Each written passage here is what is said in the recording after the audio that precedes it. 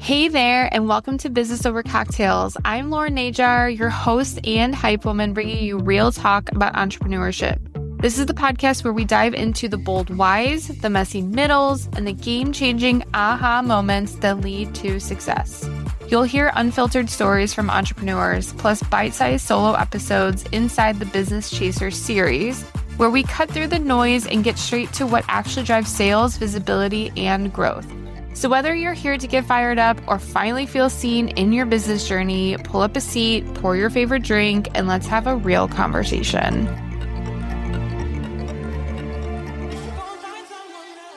Hi, everyone. Welcome back to Business Over Cocktails. I am so excited with our guest today. This woman wears so many hats, and I can't wait to learn about all of the things that she does.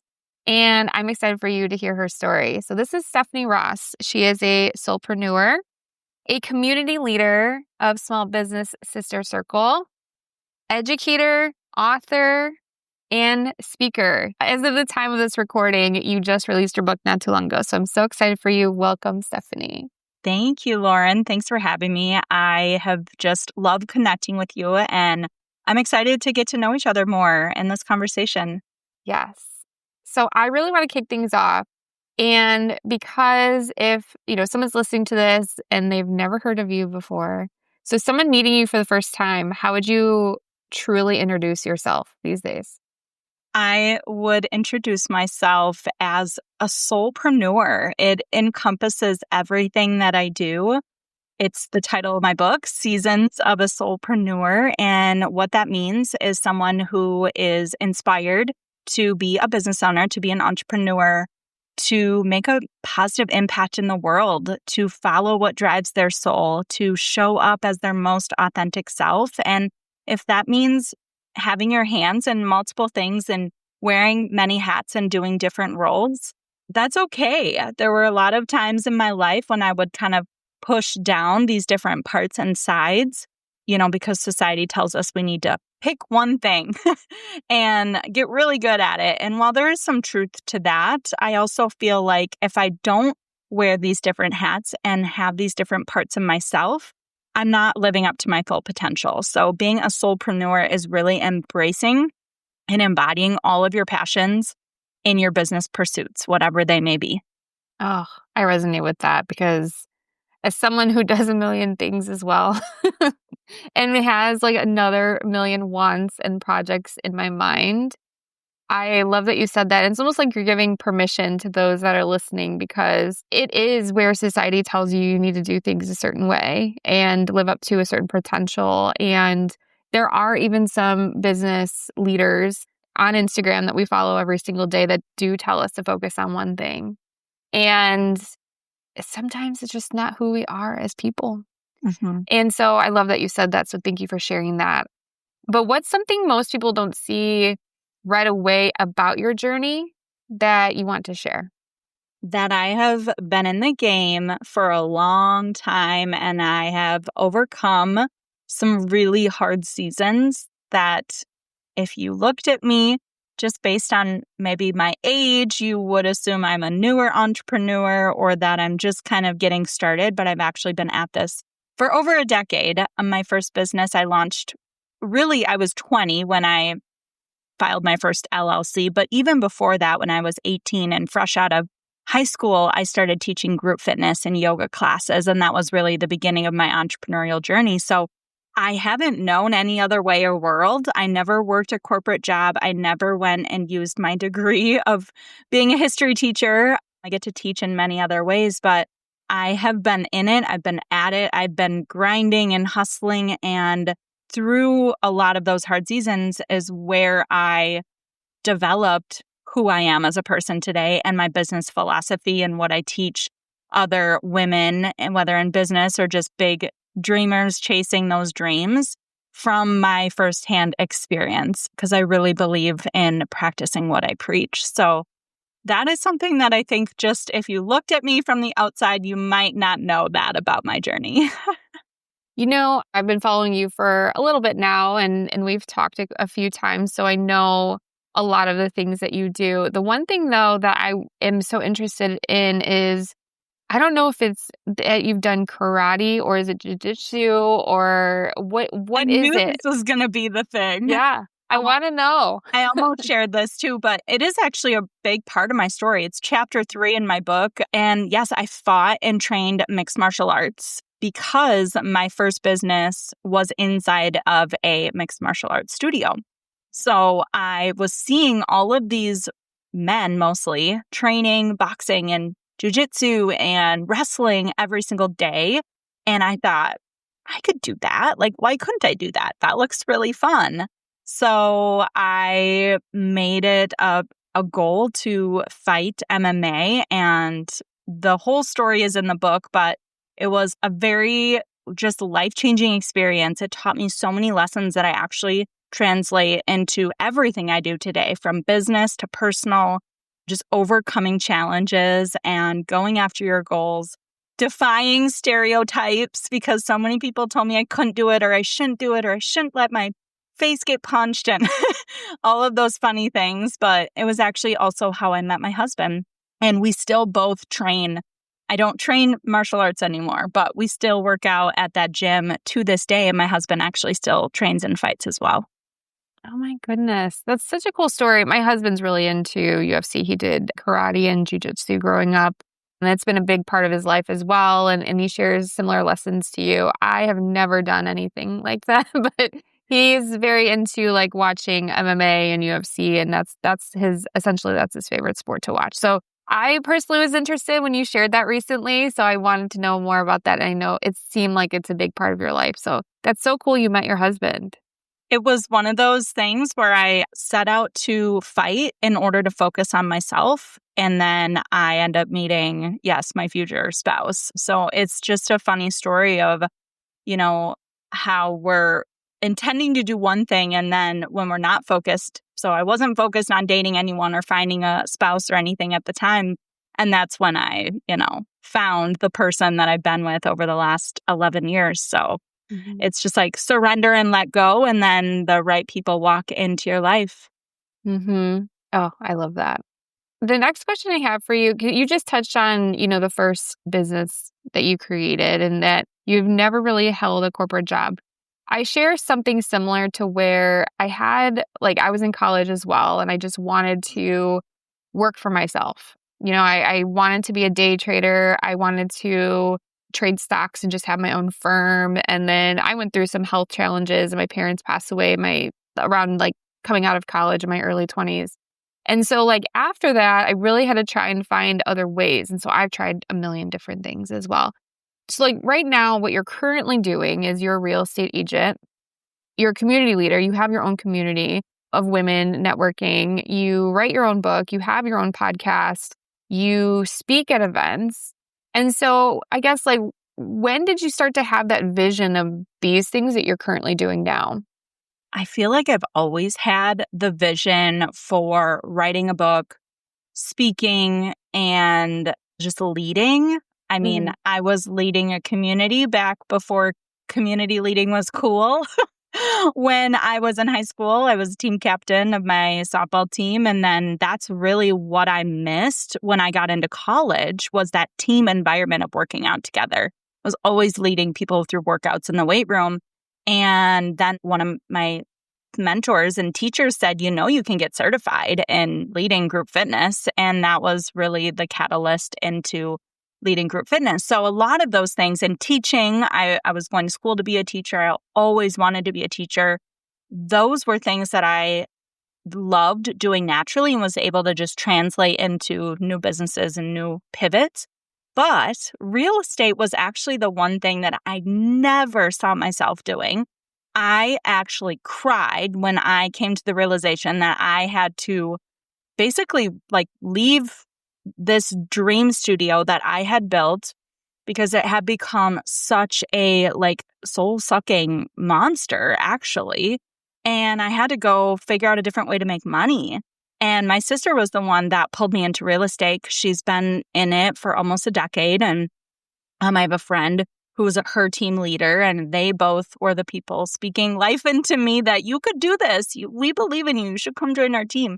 And I remember crying, realizing that, okay, the first dream that I have been chasing for 10 years is no longer working. It's not serving me.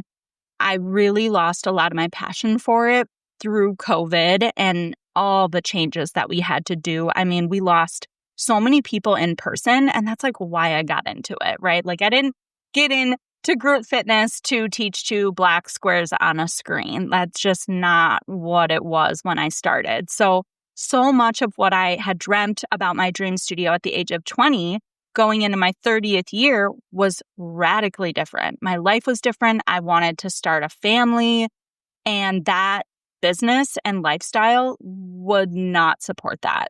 So real estate was actually that like new door opened for me that I wasn't too thrilled to walk into, and I didn't think I was going to like it, and I didn't think I was going to be good at it. But I was like, you know what? I will give it a year. I can do anything for a year and just try it out. And that year, I watched everything I had learned about business and applied in one business translate into real estate and bring me so much success in 12 months. And I was like, wow, okay, so I don't suck at small business ownership. I really was in the wrong industry at the wrong time. I mean, I was going through a really hard season with COVID. I had in 2019 invested in like almost a $200,000 build out right before the pandemic hit, which I knew was going to be a challenge in and of itself, but I didn't know what was on the other side of 2019, right? So making it through 2020, making it through 2021 and 2022 was just like pure survival mode.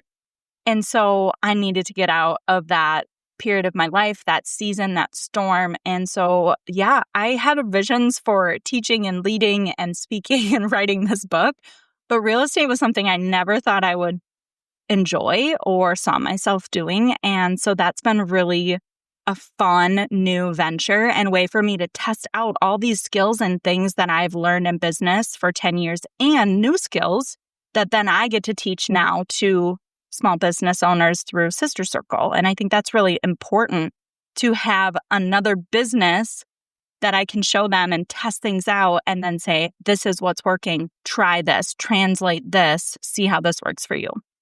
I love that. And real estate, I have never been a real estate agent. I don't have any friends in real estate, but I think like it is a mixture of all of your passions, at least from where like what I think about it. So like you are educating your clients. Mm-hmm. You know, there's a lot of education when it comes to searching for the right home and like helping lead them through the whole process, because that in and of itself is a very difficult process if anyone has bought a home. And then also like leading, you have to self-lead yourself, right? You have your own book of business. So I think like when you go back to all of your like desires in life of teaching and your passions, like I think that somehow fits it, right? But it also is a new challenge, which I think that is also something that you enjoy, you know, being multi-passion, being a soulpreneur. It's that like feeds us, right? Like just to take on a new project, an exciting project and an exciting challenge.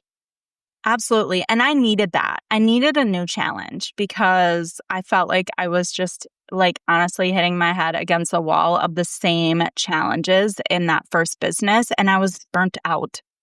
I was just tapped out. I reached a point where I realized I can't actually work any harder. I mean, I was up at 4 a.m. I taught class every day at 5 and 6 a.m. I would work on the business all day, you know, doing the back end, doing the marketing, writing my classes. And then I would teach every night almost at 5, 6, 7 p.m., Monday through Friday, and then Saturday mornings. And maybe I would have a Sunday to, you know, do my meal prep and get everything ready for the week. And it was just so unsustainable. And so like I was chained to it. So it's a prime example of so often, and I see this happen now more often that I've gone through this myself, but we leave these jobs. I never had a corporate job, but we build this business to have freedom, but we're just building ourselves into a 24/7 job. And there is a period and a season of hustle and grind. Like I'm not going to glaze over that and say, oh yeah, you get time freedom right away. You don't. But you can only do that for so long. And I had really been grinding and hustling like that for over 5 years, which just did a number on my health and my finances and my friendships and just personal life, right? And so I think you really have to know going into it what you're willing to give up and how long you're willing to sacrifice. I was already a 20-something-year-old broke college kid when I started. So I didn't have anything that I was really giving up, And then I got to the end of my 20s and realized, okay, now I really am sacrificing the ability to start a family, my financial situation. There was just more on the line. So I think it just really depends on like the seasonality that you're in and what you're willing to give up and for how long. Yes. And it's interesting too with what you say about like the time freedom and the hustle. Like I'm so happy you said those things too, because I feel the same way. And that's why I think, people are drawn to you is because of the authenticness or authenticity and the connection, the realistic take you have of like how it is to build a business. And this is what I've done and this is what you can learn from. And I think like that just needs to be said more and more. It's like almost like we can repeat it. It's like hustle is required sometimes and they're push and pull seasons. So you mentioned that it sounds like you've been wanting to be a leader and educator and just someone that wants to help people. You mentioned that you've been wanting to do that maybe your whole life, but I want to talk specifically about how Small Business Sister Circle was formed. When did you have the idea and just walk us through that whole creation process? Sure. It was really a conversation that I had with my sister, my actual sister, over the phone. And we were just talking about how we felt like there was a void. There was a missing group in our area for us, female small business owners. At the time, we were both under 30. So we really were speaking to those young entrepreneurs too. Now we've really opened it up to anyone, but that was originally speaking to people like us who are growth-minded, wanted to collaborate, over that competitive vibe. We wanted something different than the chamber or BNIs where you're just handing out business cards. We also wanted more than just networking. I see a lot of communities and groups that are just solely focused on networking, and I think that's great. There's a time and place for all of that. But what we were really seeking was the education. I was lucky enough that my last landlord from this studio space that I walked away from had built a community of 300 plus dance studio owners globally called More Than Just Great Dancing. And she really pulled me into that community and showed me what was possible. It was all virtual, so they were all across the globe, but they would meet a couple times a year in person at events.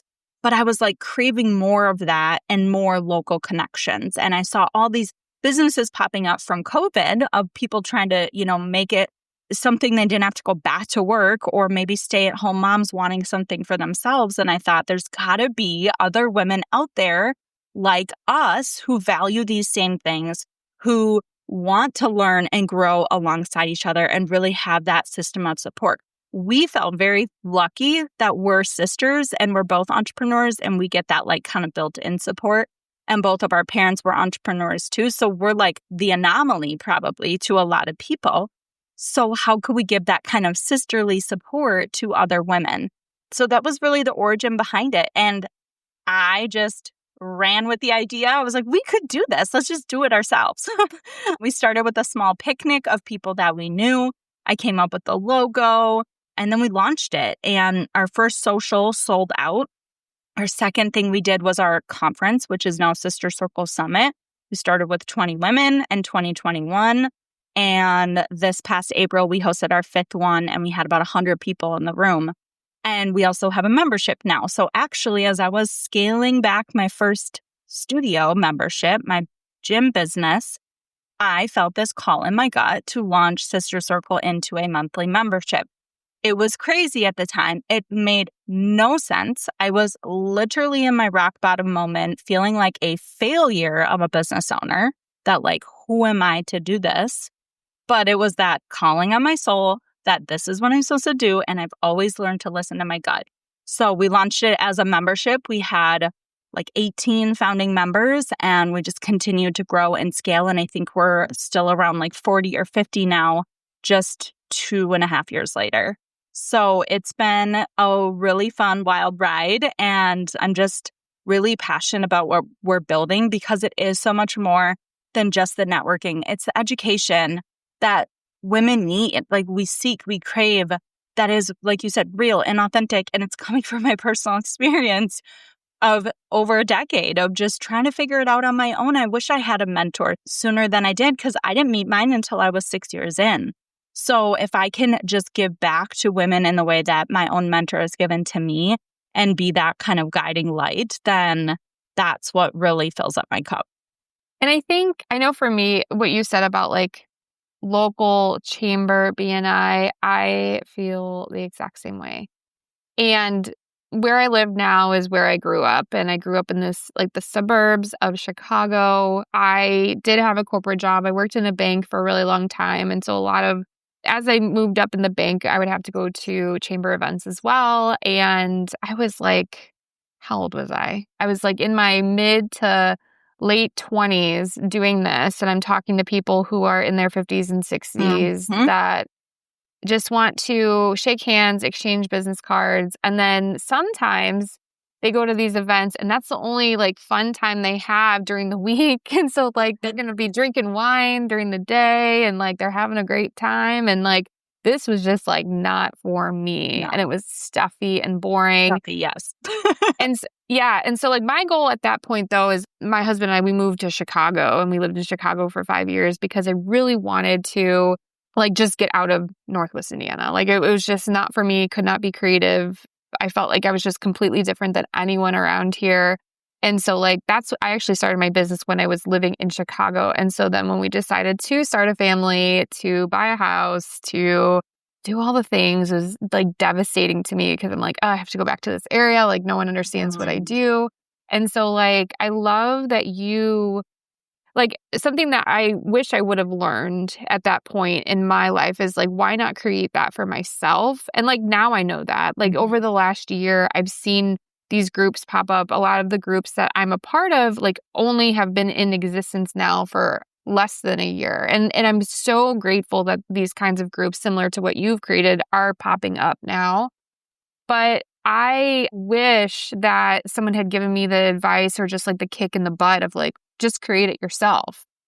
And I think I was just so blinded by my like disdain for this area and like not being in a city because it's not cool that I didn't. And I also didn't have the confidence in myself. So like, what would you say? Like, yes, there was a need for it, but if someone wants to create something for themselves, like, and they like, how did you think that you could, right? It's a big undertaking to create something that has never been created before. So like, where do you think that comes from? Or like, where do you think that trust in yourself has come from? It's funny you say that because like I shared, I was in a rock bottom moment. My confidence was at an all-time low. And so it really was borrowing belief from other people and listening to my intuition. Like I shared, my mentor had done this. She was really a huge inspiration to me and encouraged me to do this. She lives locally in my community as well. And I just grabbed onto that encouragement and also felt that gut pull. Even now, like my big, scary dreams and goals are often things that I don't feel confident going towards. I don't feel ready or prepared for. But I also feel like I wouldn't have that dream or desire if it wasn't meant for me to go chase after. So I shared this in a post yesterday and it was like, when you look around and you can't find your community of XYZ, for me, it was big dreamers and business. It's because you're meant to create it. And I did the same thing when I was building my studio. I loved yoga and high intensity kickboxing. That was the essence of my business called Zen and Pow because I couldn't find those two things together anywhere. But they really were that yin and yang, that balance. And I also feel like I have naturally tried to pull people that feel like they don't fit in.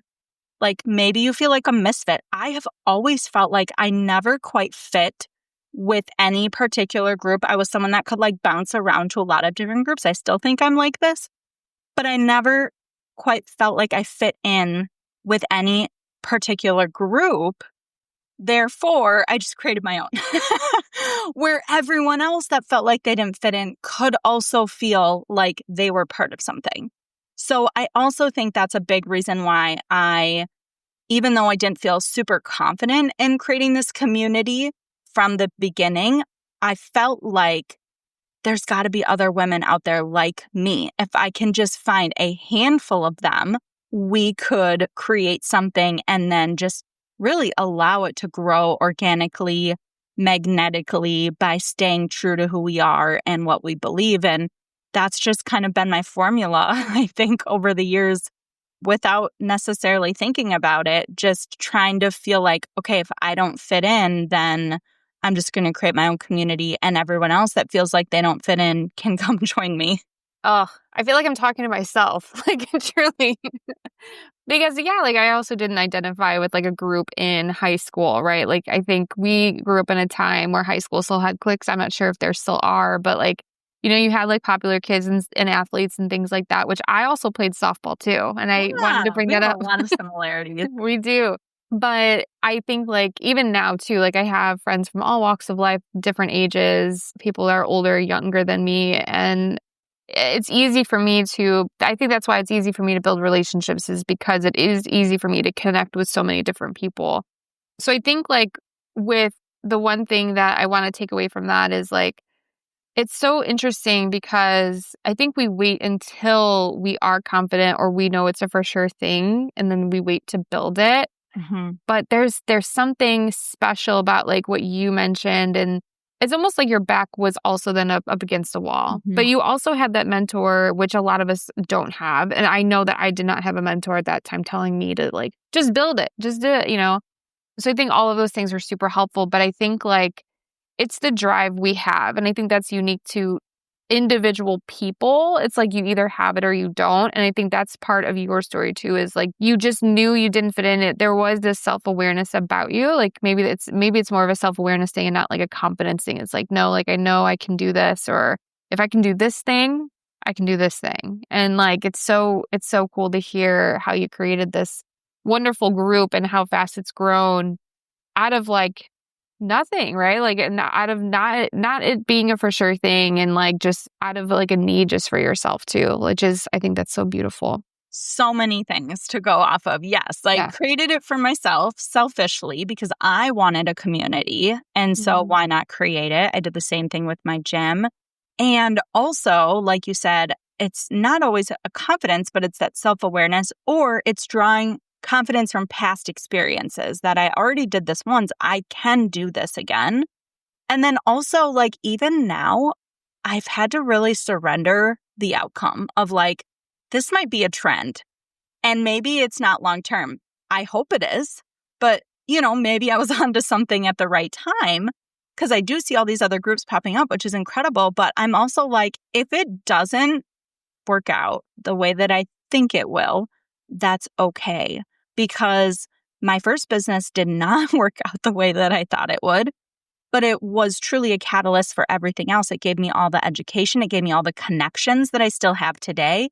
So it's not about the end goal. It's like, who am I going to become along the way? What am I going to learn? What connections am I going to make? So this community could pivot and evolve in so many different ways. And that's beautiful. And just allowing it to like be what it is in the season that I'm in, and just having fun with it. And, you know, not worrying about the 10-year plan and just all of the different fears that can come up, I think, around creating that community, and just being able to just say, I'm just going to see where this goes and let it take me on the ride, and it'll take me exactly where I need to be.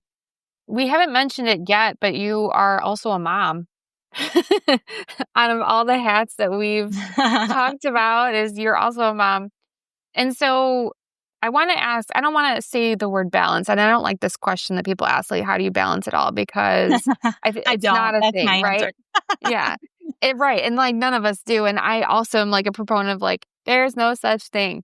But I guess like how do you stay grounded through the chaos of then the businesses, motherhood, just all of the things in your life? Like what helps you stay grounded in those areas? It's a great question. I think because I waited to have my first child. So I had my first son in November of last year. So he's 8 months old as of now. And I think because I gained all this business experience, grew a business, closed a business, pivoted a whole identity in business before I even became a mom, it's actually made me 100 times more intentional as a mom and a business owner because I really did close that first business to have my son. That was why I wanted to get out of the day-to-day grind and build something that was more sustainable and scalable, profitable, and just overall intentional. So I hold that like as my anchor when I start to feel overwhelmed, my calendar's out of control. And when I find myself saying, I'm so busy, I hate that phrase. I pull myself back and reassess and reevaluate where I'm spending my time and energy, what tasks are most important, my priorities, and get realigned and reintentional again because I closed a business, a dream of 10 years because that's where I found myself. So if I find myself going towards that, teetering on that burnout again, then it's not worth it. None of it is worth it. So that has been my anchor of like, I've already burned myself out before. I don't need to do that again. I've learned all the lessons. It's about working smarter, not harder at this point. I use my brain instead of my body for my work so I don't get burned out. And, there's a lot of times in the past 8 months where I have felt a little guilty because I do want to work. Like I want to run. I wrote a book. Like I want to go do the thing and run my businesses. And honestly, I'm having like my best year ever. And I'm only working like 4 days a week, which is incredible. And like, what am I doing? My efficiency, all of the things. It's that intentional entrepreneurship, which I'm actually going to speak to in the Business Chaser, because I think that is really, truly the season that I'm in right now. But there are times where I'm like, gosh, I want to go work on this thing. But like, my son is right here. He needs my time and energy, and I want to give it to him. So I've been taking Fridays off mostly to go to Baby and Me yoga. And we go to the library and we go to support group. And it's such a short window of time that I'm going to be able to do these things with him. So even though there are times where I'm like, I just want to work, or I feel guilty that I'm not working, right? Because the work never ends. Like you could find a million things to do every single day. I don't know how people are bored. Like I'm never bored. But I'm never going to get this time back with him. And I waited so long. That's the thing. I waited till I was 32 years old to have a baby when most of my friends were already having kids. And I waited because I was trying to build my lifestyle and my businesses to give myself this freedom to just enjoy the time that I have. So those are my anchors. Those are what draw me back. And there's nothing that will draw you back to the present moment like a child. So whether they are screaming, crying, or, laughing and smiling and melting your heart, they keep you in the present moment. So he has really become my anchor of like reminding myself on a daily why I do what I do, why I changed my life and my entire identity to support this time freedom that I now find myself having. Okay. Yeah. So many similarities again, like truly. So I also take Fridays off. I only work 4 days a week. I love it. And I do feel, and like you kind of said this, but you didn't directly say this, but I say this a lot too. Like, I feel like I work harder and more focused and more intentional than I ever have after having my daughter. Because my daughter, she just turned 2. She's so cute. And I literally have those daily conversations with myself when I want to do all of the things. I want to work. I want to, it's easy to work. There's always stuff to be done, especially because of all of the projects that we have. Yep. But like, oh God, like I'm literally talking to myself right now. Like it's so true. Because like, especially too, like I think we're going to explore preschool for her like next year. She's going to be 3 next year. Wow. And I know like I actually felt it this birthday where I'm just like, man, like I know these Fridays aren't going to be here much longer. Yeah. And so like it really does like feel almost freeing that like, wow, like I can do this. But even with limited time, even with like being a mom, it honestly to me, and I think like I kind of heard this from you when you were just talking, is like being a mom is a superpower. It Mm-hmm. was ultimate. And I actually waited. When did I have my daughter? She was born when I turned 30, right before I turned 36. So I was 35. We started trying to have kids around when I was like 34. So I also waited Yeah. a long time too. I've had my business for like 3 or 4 years Mhm. before we definitely started thinking of having kids and trying. And I had a miscarriage my first time getting pregnant, but then my daughter was born a year later. So it was right before my 36th birthday she was born. And so like I think mom guilt will be rampant with anyone. Yep. But I do think that it was nice. It's I don't know if it was easier or harder. It was interesting to me to look at my business before becoming a mom. And like I literally look at it, I'm like, what was I even doing? Like, and granted, like Every I day. was right, like I was building a business. I was actually building two businesses while working a 9 to 5 still. So like, Yeah. yes, I was very busy. But I was able to do that. And I now know I was able to do that because I wasn't a mom yet. Yeah. I had about 6 months there where I had left my 9 to 5 and before I was pregnant. So like there was about 6 months there where I'm like, man, like what was I doing those 6 months? Like I had literally I had my agency and my coaching business and I didn't have anything else. Now it's like these two businesses, podcast, in-person events, social savvy Efficiency. It will yeah. make you so Yes. efficient. Yeah. And so I always say that too. And like I said, I kind of heard that from you of like, becoming a mom, like it was such a good decision for you to wait, but like it really, I feel like it just like amplifies your mission, your purpose, Yeah. and the intention you have behind it. Totally. And I think something I'm coming to realize being a new mom is there's kind of like two camps. There's like the working mom, corporate-ish, right, 9 to 5, and then the stay-at-home mom. But like we are building this whole new lane down the middle as an entrepreneur, a mompreneur, whatever you want to call it, where we actually get the best of both worlds, I think. I mean, obviously I'm biased, but like I call myself both. I'm not a full-time stay-at-home mom, but I'm also not a full-time working mom. I am literally doing both and enjoying both. And that is the benefit of being an entrepreneur is like you get to do both. You can be passionate and run and chase after your big dreams. I hated hearing constantly how like once you have kids, oh, you won't be able to do that and you won't be able to do that. And just like how you'd be shrinking yourself and your dreams because you have kids. And yeah, there is some give and take, of course. But also, I just don't think that's true. I think you can show them what is possible through you chasing your own dreams and bringing them along for the ride. I'm really excited when my son gets older to actually be able to like bring him into my business, right? You probably feel the same way with your daughter and like show them what is possible. And yeah, you get to work and chase your dreams and do passionate work and you get to be present and be there like the stay-at-home mom and get to soak up those days and those weekends and those fun activities with them and go on the field trips once they're in school and the best of both worlds. We actually get the best of both worlds. It doesn't come easy and we have to be intentional about it and efficient, like you were saying. And we got to do a lot of the mindset work, I think, too, to like combat oh, I should be doing this or should be doing that. But I think it's just so incredible that we get the best of both those lanes. And that's what I think drives most women to become a business owner if they're not already as a mom. When I was pregnant the first time, and it didn't last very long, but I struggled with identifying with anody. And I think this goes back to also like creating something that hasn't been created before. Mhm.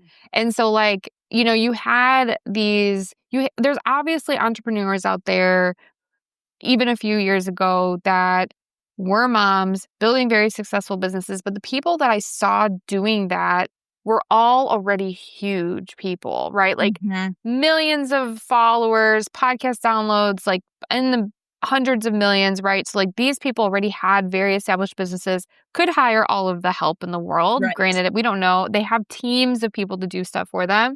And then I had on the flip side, similar to you, all of my friends had kids, but none of them were running businesses. They all had 9-to-5s.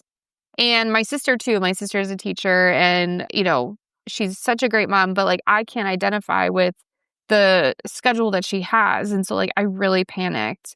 And then by the time I got pregnant the second time, and then that eventually my daughter was born, I finally felt confidence in myself again to be like, no, I'm just going to create. I think that might have been the first moment actually, where I'm just like, why not create this myself? Why not be that person to balance? Like, I hate the word balance, but just like show that you can do both. And it's okay that you want to work and go after your dreams, but it's also okay to be a present mom. And you don't have to go one way extreme or another.